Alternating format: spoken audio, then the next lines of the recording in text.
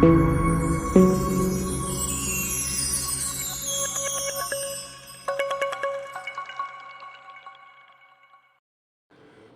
श्री कृष्ण। आज हम चर्चा करेंगे कि प्रणाम किसे करें और किसे नहीं करें।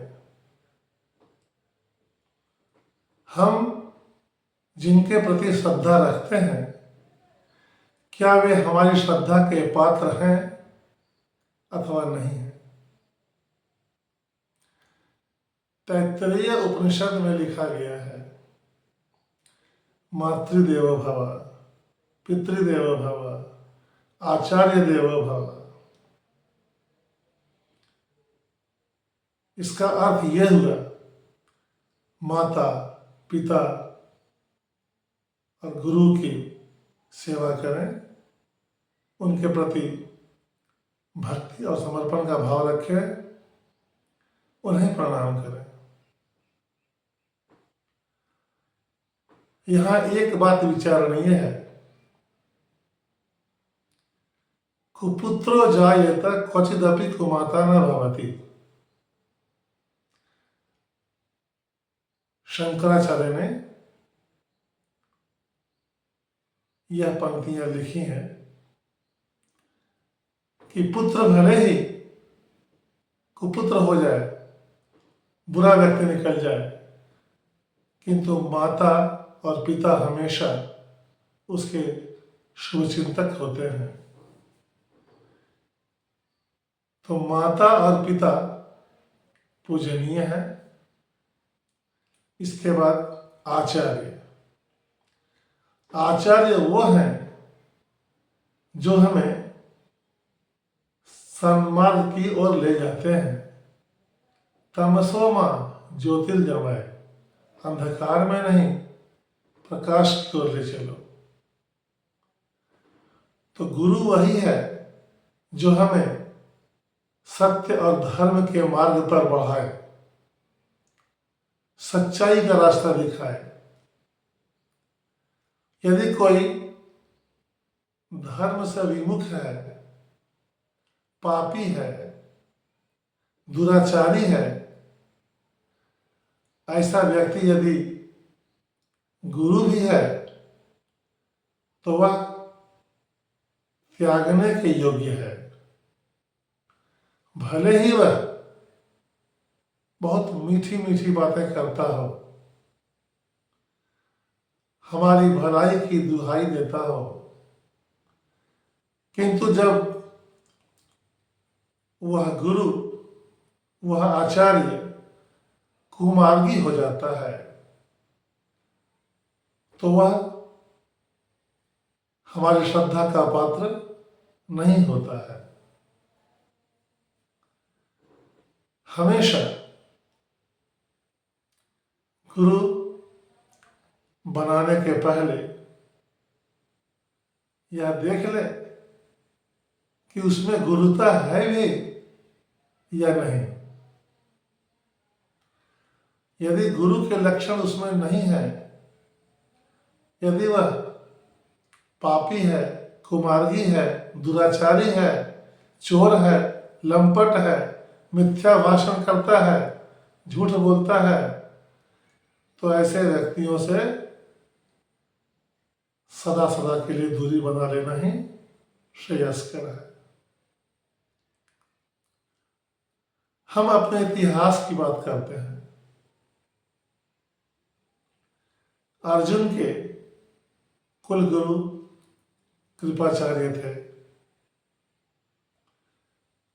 विद्या देने वाले गुरु द्रोणाचार्य थे। परम पूज्य और श्रद्धा के पात्र भीष्म पितामह थे। किंतु जब इन सभी ने कुपथ का अवलंबन किया, स्वार्थी धृतराष्ट्र, दुर्योधन और दुशासन के पक्ष में चले गए, तो स्वयं भगवान श्री कृष्ण ने गीता का उपदेश देकर अर्जुन का मोह भंग किया और अर्जुन ने इन सभी से संबंध तोड़कर उनके साथ युद्ध किया और उस युद्ध में भीष्म पितामह और द्रोणाचार्य अर्जुन के बाणों से छलनी किए गए। अर्जुन ने उन पर प्रहार किया, शस्त्र उठाया। यह इस बात का ज्वलंत प्रमाण है कि हमारी श्रद्धा का पात्र कौन है, हम उसके प्रति ही अपना समर्पण, अपनी भक्ति, अपनी श्रद्धा प्रकट करें। एक बात हमेशा स्मरण रहे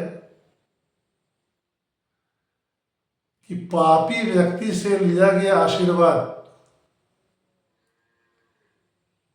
पाप के समान ही होता है, क्योंकि जिस व्यक्ति ने कभी पुण्य अर्जित किया ही नहीं वह हमें पुण्य कहां से दे सकता है।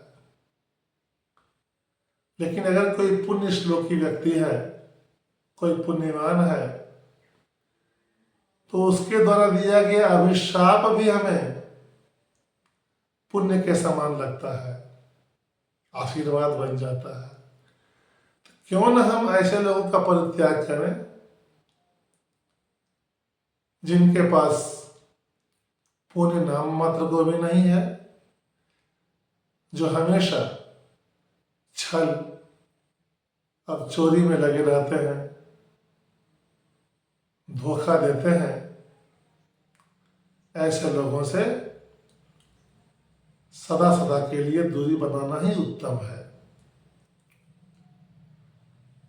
रावण ने माता सीता का हरण कर लिया था।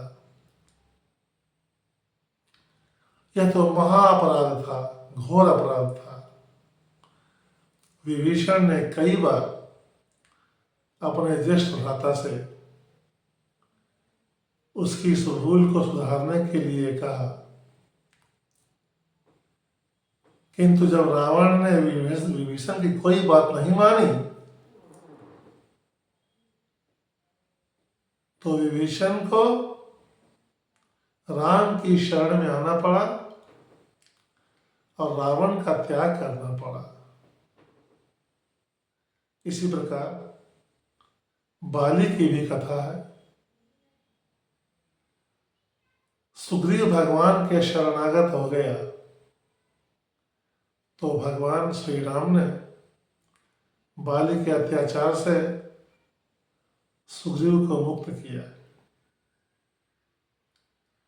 कहने का तात्पर्य यह है कि कोई कितना ही प्रिय क्यों नहीं बोलता हो,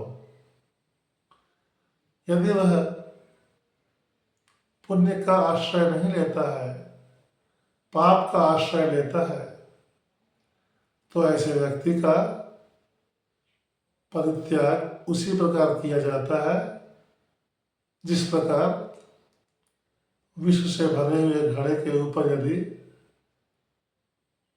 दूध डाल दी जाए और हम यह जानते हैं कि यह दूध से भरा हुआ घड़ा दूध से नहीं बल्कि विष से भरा हुआ है, तो हम उसका त्याग कर देते हैं।